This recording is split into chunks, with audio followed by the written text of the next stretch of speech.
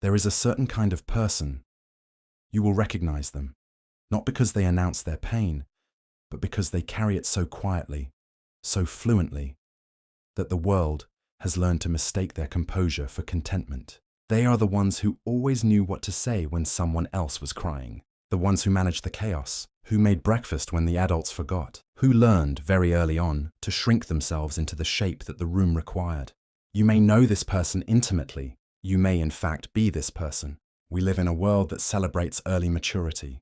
We call it resilience. We call it strength. We look at a child who never complained, who never burdened anyone, who organized the household emotions as if they were a little adult, and we say, how remarkable, how capable.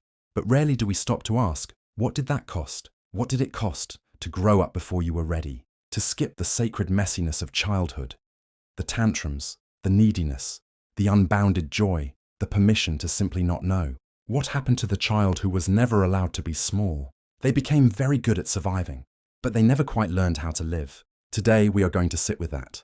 We are going to walk gently into the architecture of that particular grief. The grief that has no name, no funeral, no permission slip.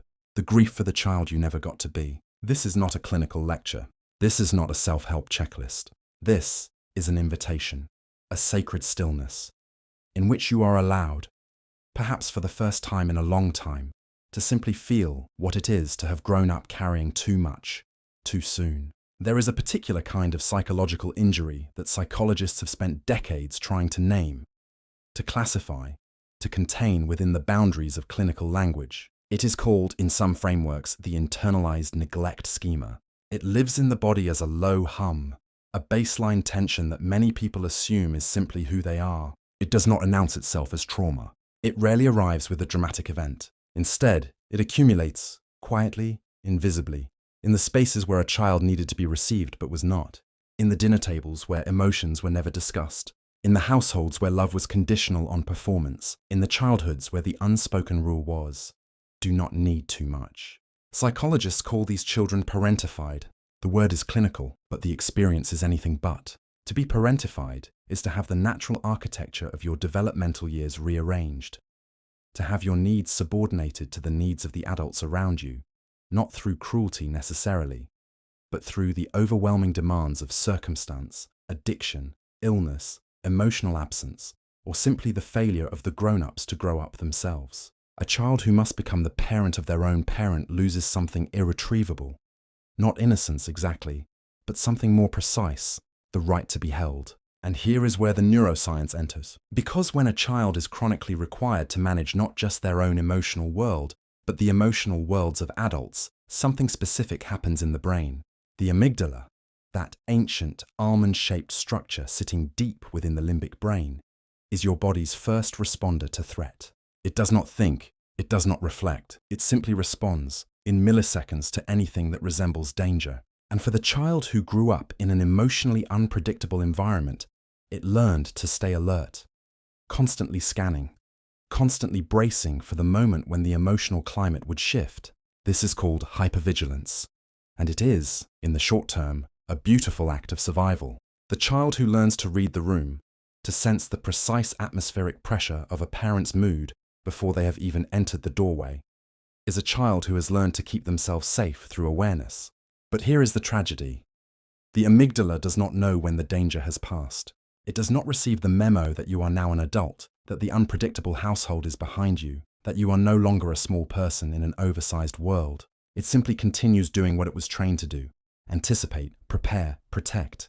And so the adult who grew up too fast finds themselves, decades later, sitting in a quiet room and still unable to fully relax, still scanning faces for signs of disappointment, still making themselves useful before anyone has had the chance to ask, still apologizing for taking up space. This is not weakness, this is not pathology. This is a nervous system doing exactly what it was designed to do: protect you, long after the original threat has dissolved. There is something else that happens when a child is asked to grow up before their time. They learn very efficiently the power of the mask.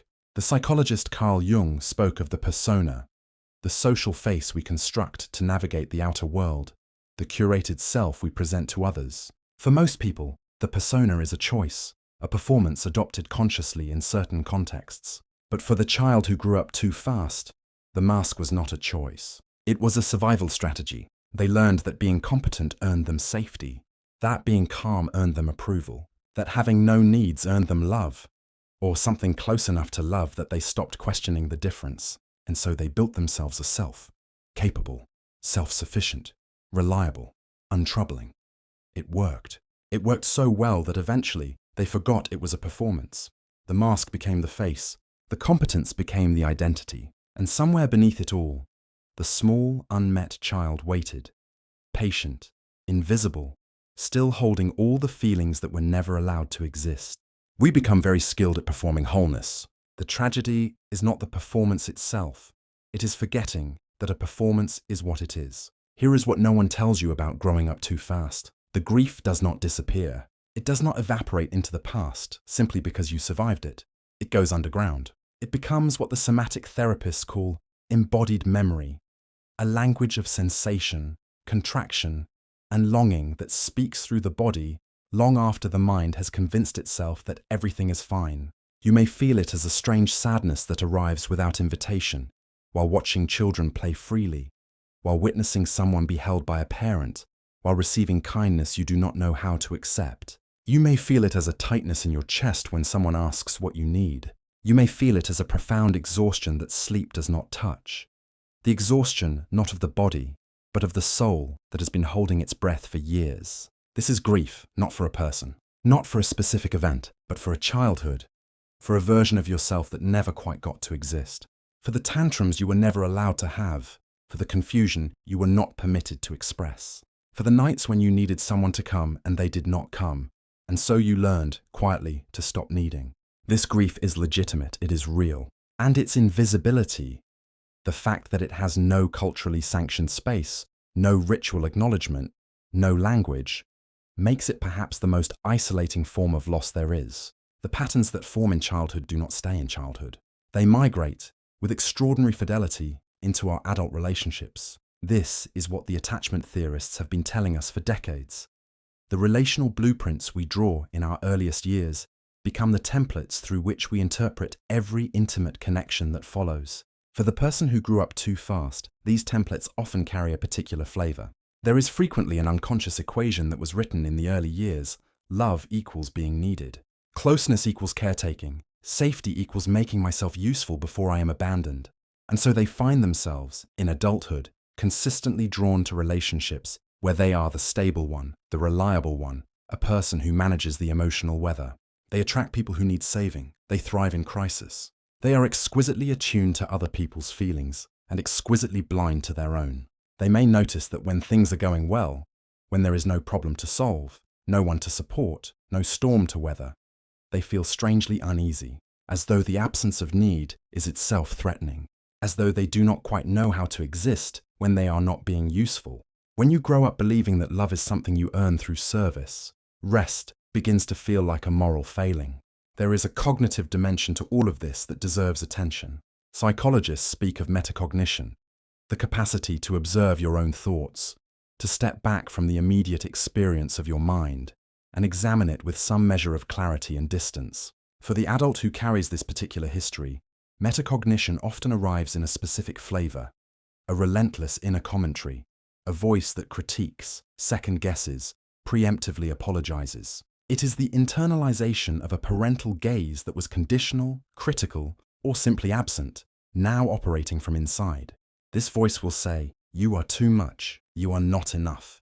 You should have known better. Why do you always need so much?" It speaks in the cadence of an authority figure from long ago, but it has been so thoroughly absorbed that most people assume it is simply who they are, their conscience, their self-awareness, their inner critic, rather than recognizing it as the echo of an environment that did not meet them with sufficient warmth. The work eventually is not to silence this voice.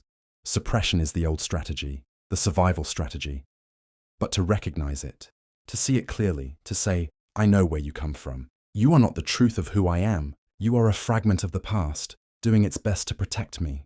But I am here now, and I am learning new ways to be safe."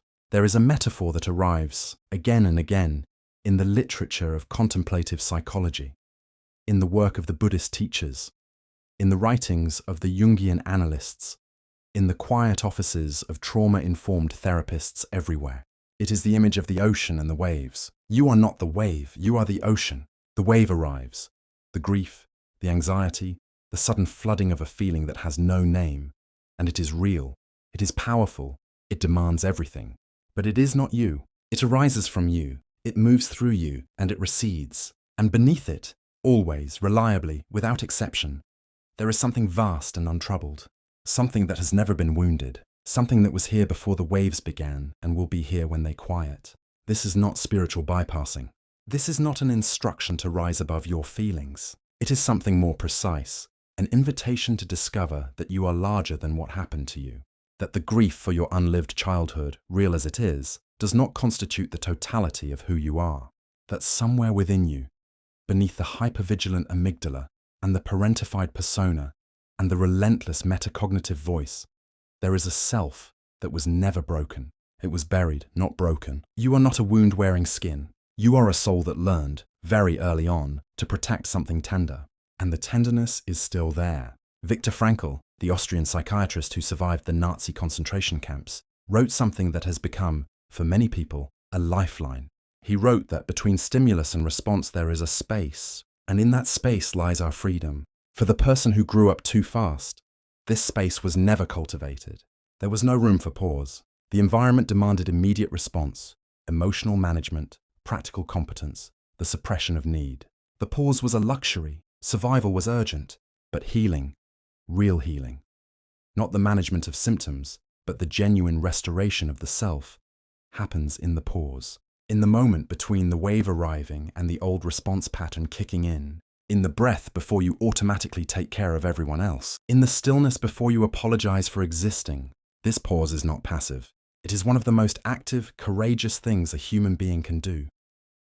To interrupt the momentum of a lifetime's conditioning and choose, consciously, a different response. To say, this is old. This is not the present. I can feel what I feel without immediately managing it away. Carl Jung spoke of a lifelong psychological process he called individuation. The gradual, often painful, always transformative journey toward becoming the full and authentic self. Not the self that was shaped by necessity. Not the mass that was built for survival, but the self that was present before the world required you to be anything other than what you were. For the adult who grew up too fast, this process often begins in midlife, or sometimes earlier, when the exhaustion of performing wholeness becomes too heavy to sustain. It begins with a kind of quiet breakdown of the old architecture. The competence feels hollow. The caretaking feels depleting rather than fulfilling. The relationships that once felt meaningful begin to feel like repetitions of something ancient and unresolved. This is not deterioration. This is the soul insisting on its own truth. Individuation is the process of reclaiming the abandoned self, the parts that were not permitted, the feelings that were too much, the needs that were inconvenient. It is the project of integration, bringing the shadow, all that was exiled, all that was too risky to feel, back into the light of conscious awareness, not to be overcome or eliminated, but to be understood, accepted, and welcomed home. This is what it means to become who you actually are. Not the person you were required to be, not the person the household needed, but the person who was always quietly already there. Here is something important to understand about the healing journey. It does not ask you to go back and relitigate your childhood. It does not require you to assign blame, or to construct a narrative of victimhood, or to spend the rest of your life excavating the past. These are not bad things necessarily. Therapy can be profoundly useful, and naming what happened is often the first step toward freedom from it. But they are not the destination. The destination is simpler and more radical than any of that. It is the capacity to hold yourself, the child you were, the adult you became, the places where survival strategies calcified into limitations with genuine compassion. Not with the studied compassion of someone who has read the self-help books, but with the tender, unglamorous daily practice of choosing not to punish yourself for the ways you learn to cope. You were not broken, you were adaptive. You found a way to survive a situation that asked too much of a small person. The fact that those same strategies now create friction in your adult life is not evidence of failure. It is evidence of growth, of the fact that you are ready finally for something different. The work is not to dismantle what you built. It is to recognize that what you built was a shelter, not a home, and that it is safe now to build something more spacious. We began this journey with a question.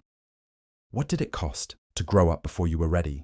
And the honest answer, the one that honors the full complexity of what it means to be a human being shaped by circumstances beyond their control, is it cost you something irretrievable. There is a version of your childhood that does not exist. There are experiences of being held, of being small, of being genuinely carefree that did not happen. And the grief for those experiences is real. It deserves acknowledgement.